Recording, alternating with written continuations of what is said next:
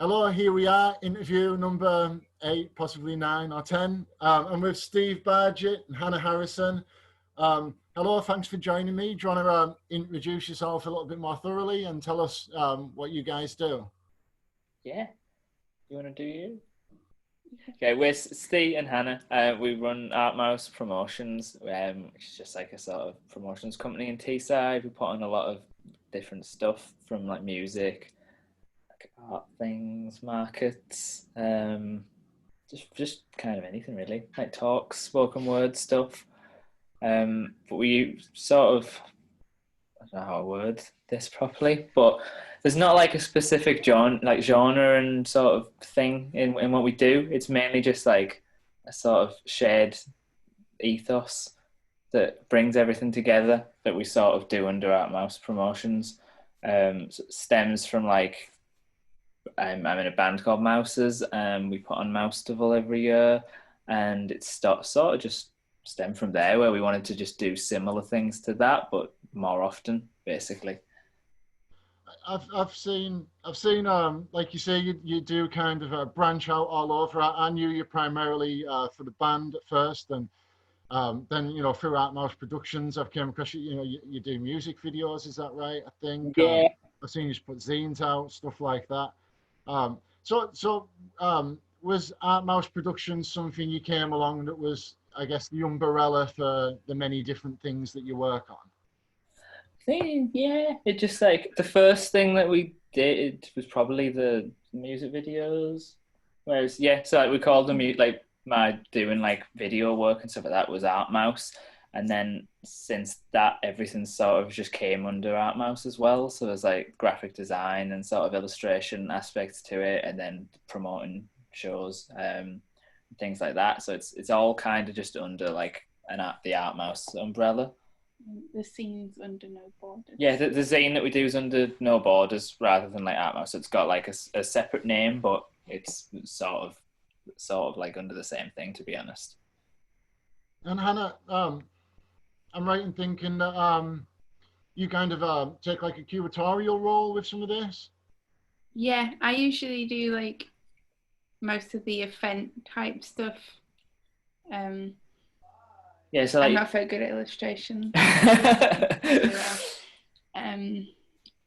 yeah, when it comes to like Mousestival, there's Nathan's involved as well. He's in Mouses, but I usually do like all the band booking and stuff like that.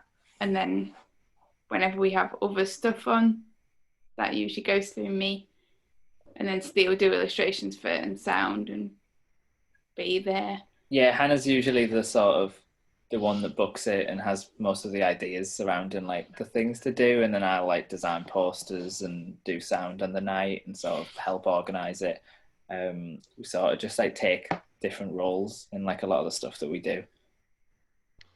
One of the things I found quite inspiring when I spoke to you was, how can you kind of create these sort of safe spaces? And that's something I'm always looking to do with my own projects. Can you talk a little bit about your approach to that? Yeah, it's sort of, yeah, it's kind of interesting because we've had a few conversations with some people. And I like say like Cuba, I don't know how it would work out. But we have Mouseful of the Georgian, and then everything else is run like in different places. We have like signs, sort of like we want everyone to feel safe, like no discrimination will be tolerated. There's gender neutral toilets, and there's like a little charity corner, and we have food banks at all our events. But it's just kind of, I suppose, just keeping to your word, because I'm not threatened by stuff, so I just kick somebody out. But we do have a box as well that people can write feedback in, and we're going to check that throughout the event. So if someone doesn't want to come up to you and say this person's done this, it might be that they've wrote it on a bit of paper and anonymously put it in a box. Just little stuff like that. I suppose, like, yeah, because we have a thing that says who's to come talk to. Yeah, I think it's just like try to think of like rather than just putting up like posters everywhere or something, like having sort of a bit of a policy and like a plan in place, just so that like, just to try and make people that come to your events feel as safe as they possibly can be, basically. So I think like everything that we put on kind of gets like gradually more like we'll add something else every time, and it's always just like be prepared to take like criticism and take feedback for things, and be prepared to like change and add things just to try and make people feel more comfortable at events. It's really comforting to know that that now organisers are thinking that way, because for a long time that hasn't been the case. And I think it's really cool that you are out there kind of putting that at the forefront with things. So for you guys, what's next? What's now for people who want to come and check you out? What things have you got going on? What's coming up? We had to cancel a lot of things. I suppose this is probably the bit where COVID comes into it a little bit earlier.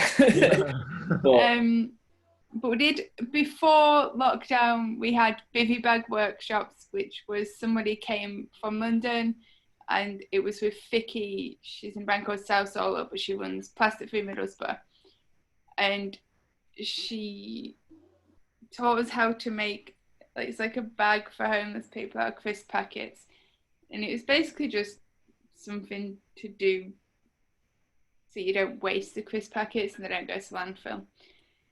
So I think we're going to be hosting some more of them, and then some like upcycle, like clothes swap things. Yeah, so yeah, Vicky sort of like became part of Art Mouse Promotions as well in terms of like events and stuff like that. So we'll be doing quite a lot of like plastic free stuff and like sort of eco-friendly events and like environmental stuff. So we're looking to sort of move into that a little bit. I think we're setting up some events for mothers, sort of around like maybe like a breastfeeding morning and stuff like that. And then as far as music, we're not too sure. We're not sure when it's allowed to come back. And the same with a talk, because it's like how many people can you get in a room with them being social distance. But definitely like in the future, there'll be a lot more shows and talks and stuff as well.